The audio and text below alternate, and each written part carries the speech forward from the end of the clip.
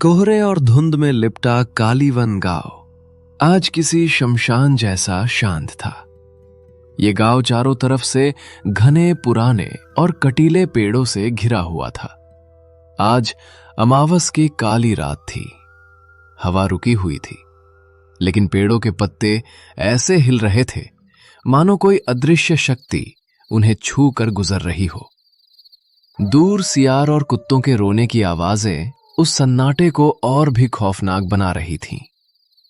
गांव के आखिरी छोर पर एक पुराना मिट्टी का घर था, जहां रघु वैद्य और उसकी पत्नी राधा रहते थे। रघु गांव का जाना माना वैद्य था। रात का गहरा अंधेरा छा चुका था, लेकिन रघु अपनी झोली में कुछ औजार और कांच की शीशियां रख रहा था। तभी राधा घबराते हुए उसके पास आई। सुनिए जी, आज अमावस की रात है। बड़े बूढ़े कहते हैं कि आज की रात कालीवन के जंगल में रूहों का पहरा होता है। आप आज जड़ी बूटी लेने मत जाइए। मुझे बहुत घबराहट हो रही है, मानो कुछ बहुत बुरा होने वाला है। राधा, मैं जानता हूं कि आज की रात भारी है, लेकिन सरपंच जी का इकलौता बेटा काल सर्प दोष और तेज बुखार से तड़प रहा है। उसे बचाने के लिए संजीवनी बेल की जड़ चाहिए, और वो जड़ केवल अमावस की रात को ही असर करती है। अगर मैं नहीं गया तो सुबह तक वो बच्चा नहीं बचेगा। एक वैद्य का धर्म जान बचाना है। मैं डरकर घर में नहीं बैठ सकता। रघु ने राधा को समझाया, लेकिन उसके खुद के दिल में भी एक अजीब सा डर था। उसने अपने झोले में एक खुरपी रखी और अंधेरे को चीरने के लिए एक बड़ी मशाल जलाई। मशाल की आग फड़फड़ा रही थी। राधा चौखट पर खड़ी उसे तब तक देखती रही जब तक वो अंधेरे में ओझल नहीं हो गया। रघु गांव के बीचों बीच वाले रास्ते से गुजरा। वहां पुराने पीपल के पेड़ के नीचे गांव के कुछ लोग अलाव जलाकर बैठे थे। उनमें बिशन, महेश, सूरज और गांव के सबसे बुजुर्ग हरि काका थे। माहौल में अजीब तनाव था। आज आसमान में एक भी तारा नहीं है बे, और ये कुत्ते, इनकी आवाज सुनकर तो कलेजा मुंह को आ रहा है। लगता है आज जंगल का वो छलावा शिकार पर निकला है। सही कह रहा है भाई। सुना है अमावस की रात को वो छलावा अपनी प्यास बुझाने के लिए रास्तों में भटकता है। वो किसी का भी रूप ले सकता है, इंसान का, जानवर का, यहां तक कि हवा का भी। तभी मशाल की रोशनी में रघु वहां पहुंचा। उसकी चाल तेज थी। उसे देखकर हरि काका ने अपनी लाठी ठकठकाई। अरे ओ रघु, ऐसे कुसमय में कहां जा रहा है? आज अमावस की रात है। जंगल में पांव रखना मतलब मौत को दावत देना है। वापस जा बेटा। काका, सरपंच के बेटे की जान खतरे में है। मुझे जंगल के बीचों बीच उगने वाली नीलकंठी जड़ी लानी है। मजबूरी है काका। देख रघु, तेरा इरादा नेक है, पर वो जंगल का पिशाच नेक दिली नहीं समझता। वो छलावा है। वो तेरे मन के डर और तेरे अपनों के चेहरे का इस्तेमाल करेगा तुझे फंसाने के लिए। अगर तू जा ही रहा है तो मेरी एक बात गांठ बांध ले। वो छलावा अंधेरे में राजा है, पर आग से वो डरता है। अपनी मशाल को किसी भी कीमत पर बुझने मत देना। जब तक आग तेरे हाथ में है, वो तुझे छू नहीं पाएगा। रघु ने हरि काका के पैर छुए और जंगल की तरफ बढ़ गया। जैसे ही उसने गांव की सीमा पार की, तापमान अचानक गिर गया। जंगल के अंदर घना कोहरा था। मशाल की रोशनी बमुश्किल 4-5 कदम आगे तक जा रही थी। रघु जंगल के काफी भीतर आ चुका था। अजीब अजीब आवाजें आ रही थीं, कभी किसी के रोने की तो कभी किसी के हंसने की। तभी उसे एक झाड़ी के पीछे वो नीली चमक वाली जड़ी बूटी दिखाई दी। बस मिल गई, अब जल्दी निकलना चाहिए। जैसे ही रघु खड़ा हुआ, उसे लगा कि कोई उसके ठीक पीछे खड़ा है। उसने झटके से मुड़कर मशाल घुमाई। वहां कोई नहीं था, बस पेड़ की हिलती हुई परछाइयां थीं। रघु ने कदम बढ़ाया ही था कि तभी दाईं तरफ से एक जानी पहचानी आवाज आई। रघु, ओ रघु। रघु ठिठक गया।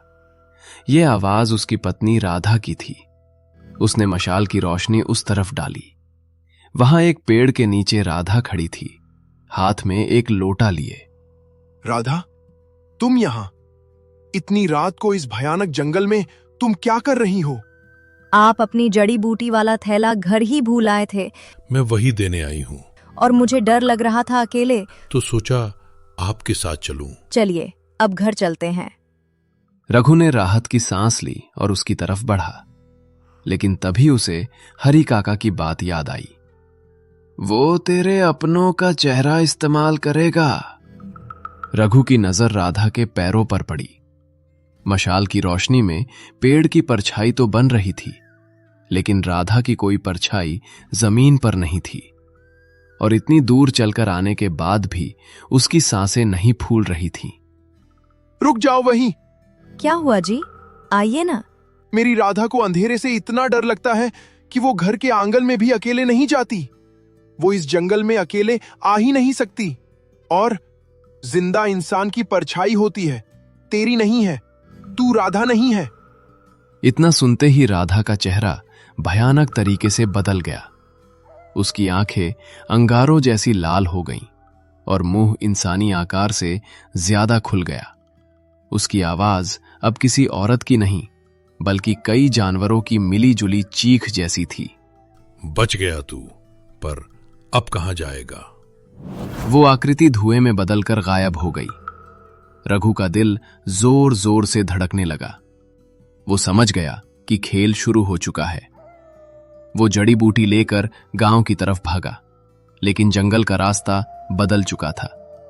जिधर भी वो जाता, घने कांटों वाली झाड़ियां सामने आ जाती। भागते भागते रघु की सांस फूल गई। तभी उसे सामने से हरी काका आते दिखाई दिए। हरी काका, काका, वो छलावा मेरे पीछे है, मुझे रास्ता नहीं मिल रहा। घबरा मत बेटा, इधर आ, मेरे पास आ। मुझे अपनी मशाल दे दे, मैं तुझे सही रास्ता दिखाता हूं। ला, मशाल मुझे दे। रघु मशाल बढ़ाने ही वाला था कि उसका माथा ठनका। हरी काका तो लंगड़ा कर चलते थे, लेकिन ये आदमी बिल्कुल सीधा खड़ा है। और सबसे बड़ी बात, हरी काका ने ही कहा था कि मशाल कभी मत छोड़ना, और ये मशाल मांग रहा है। नहीं, तुम हरी काका नहीं हो, तुम वही हो। उस नकली हरी काका ने एक भयानक ठहाका लगाया। उसकी हंसी से आसपास के पेड़ों से पक्षी उड़ गए। बहुत चालाक है तू वैद्य, लेकिन आज तेरी दवा काम नहीं आएगी। आज तेरा शरीर मेरा होगा। अब छलावा अपने असली रूप में था। काला, धुएं जैसा शरीर और लंबी उंगलियां। वो रघु पर झपटने के लिए बढ़ा।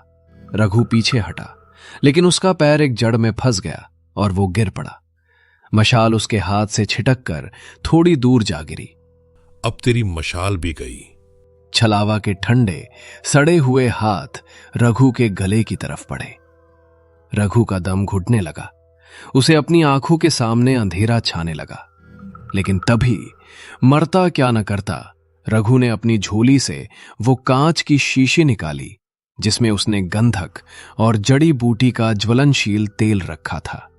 अगर मैं मरूंगा तो तुझे भी नर्क ले जाऊंगा। रघु ने वो तेल की शीशी पास पड़ी मशाल के ऊपर दे मारी। शीशी टूटते ही तेल मशाल की आग पर गिरा और भभक करके एक जबरदस्त लपट उठी। आग का एक बड़ा गोला सीधा छलावे के चेहरे पर लगा। आ नहीं। आग की उस तेज लपट से छलावा बुरी तरह झुलस गया। वो तड़पता हुआ पीछे हटा। रघु ने फुर्ती से उठकर अपनी मशाल वापस उठा ली और उसे पागलों की तरह छलावे की तरफ घुमाने लगा। आह आह, अब पास जलाकर राख कर दूंगा तुझे। ये रात खत्म नहीं हुई है रघु, मैं फिर आऊंगा, मैं फिर आऊंगा।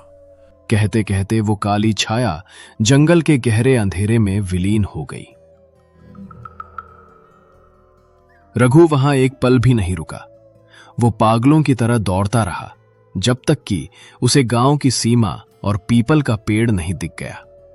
गांव के मोड़ पर पहुंचते ही रघु निढाल होकर गिर पड़ा। वहां बैठे हरी काका और बाकी लोग दौड़कर उसके पास आए। रघु का चेहरा पीला पड़ चुका था और कपड़े फटे हुए थे, लेकिन उसके हाथ में संजीवनी जड़ी और जलती हुई मशाल दोनों सुरक्षित थीं। बच गया तू, साक्षात मौत के मुंह से निकलकर आया है। मैंने कहा था ना, वो आग से डरता है। काका, वो मेरे ही घर के लोगों का चेहरा लेकर आया था। वो आवाजें, वो छलावा सच में बहुत भयानक था। रघु ने वो जड़ी सरपंच के घर पहुंचाई। बच्चे की जान बच गई। लेकिन उस रात के बाद रघु कभी अमावस की रात घर से बाहर नहीं निकला। आज भी कहते हैं, अमावस की रात को कालीवन के जंगल से किसी के चिल्लाने की आवाज आती है, अपनी मशाल बुझा दो। लेकिन गांव का हर बच्चा जानता है कि उस रात अगर बचना है तो आग ही सहारा है।